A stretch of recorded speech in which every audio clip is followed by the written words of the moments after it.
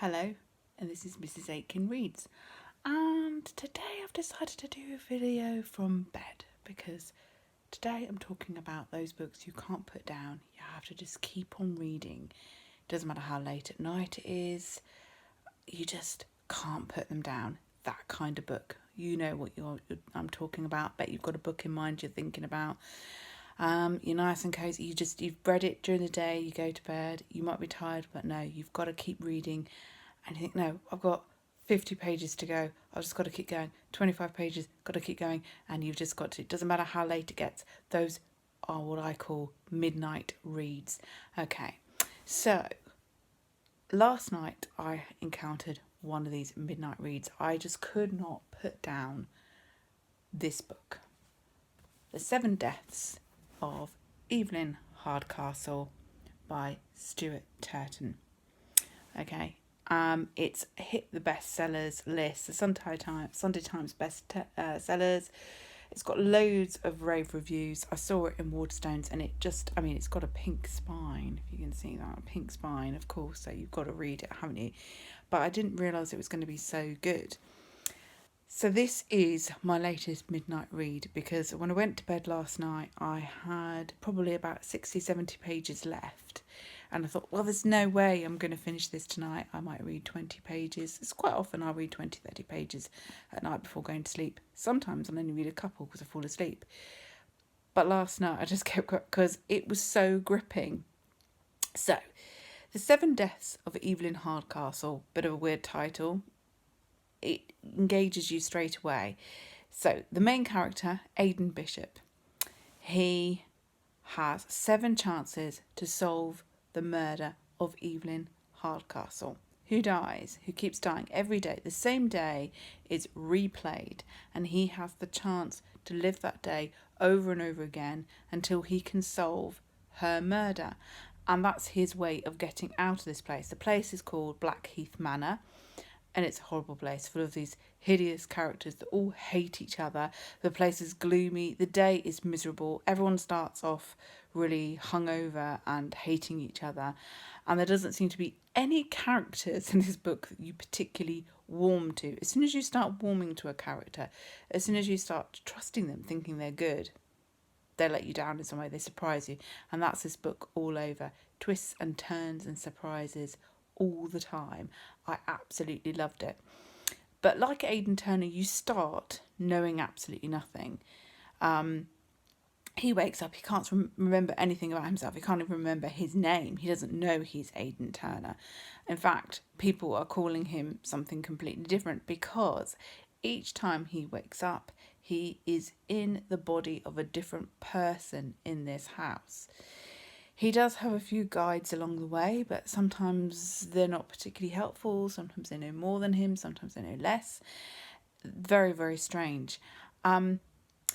It's a crime novel, but not a straightforward crime novel. I don't normally read crime, so this is exactly the sort of thing that does engage me because it's really intriguing. They're all trapped in this place, but you realise that there's a reason why they're trapped. But obviously Aidan Bishop is the one that actually chose to be there. So it's a bit odd. You think, well, why would you choose to be there? Because the rest of them have been forced to be there, and it comes out through the book why they've been forced to be there. Because Blackheath Manor, this horrible replaying of this hideous day when it ends with the death of Evelyn Hardcastle, is a kind of purgatory. It's the whole book is like an allegory for purgatory. So that place you go, if you believe in that, before you either go to heaven or hell. It's like that. It's not a death. It's not life. It's not freedom. It's a prison. But it's the worst kind of prison. You've got no telephone calls. You've got no television. It's set in a period. It's not very exact because the house is very old and decrepit. It doesn't have electricity. It doesn't have running water. But that doesn't tell you exactly when it is. It's obviously post First World War, pre-Second World War, so some maybe 20s, 30s. It's that period. It's a time when people had big country house parties, and shooting, hunting kind of parties, that kind of thing. It's those sort of people. They're really rich, and they're all, like I said, absolutely hideous. All the people he embodies are horrible. I don't think I warmed to any of them. I didn't particularly warm to Aidan Bishop himself. He seems quite judgmental. But then that sort of all does work its way through. But I can't say by the end of the novel I liked him. There was a character for a long time through the book. There was a character called the Footman, and for about 3/4 of the book, I kept saying to myself, why is this character in the book? I don't understand why he's there. But then I think he is a useful plot device, particularly near the end. He needs to be there.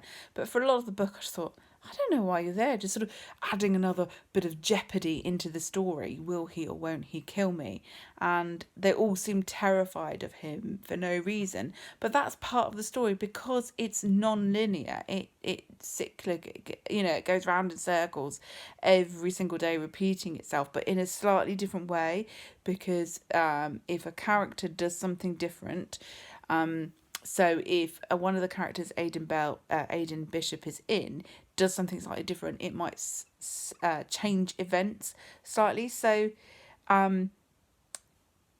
they are slightly different, but apart from that, you're sort of reliving the same order of events just from a different perspective. So I suppose the Footman does play that role, but I did think for a long time, I don't understand why this character is here. But I think that's part of it. There's a lot of things that happen. You don't know why these people are there. You don't understand why Aidan Bishop is there right until right at the end. You don't understand his connection with Anna until right to the end. It's great, and that's probably why it is a fantastic midnight read. It's particularly well written. Every chapter starts with the title of a day, and you bounce, like I say, it's not linear. You bounce backwards and forwards. Sometimes a couple of chapters will, a day will span a couple of chapters. Sometimes it won't. But you do keep, sometimes days go back to parts of days. So it does bounce around. You do need to concentrate.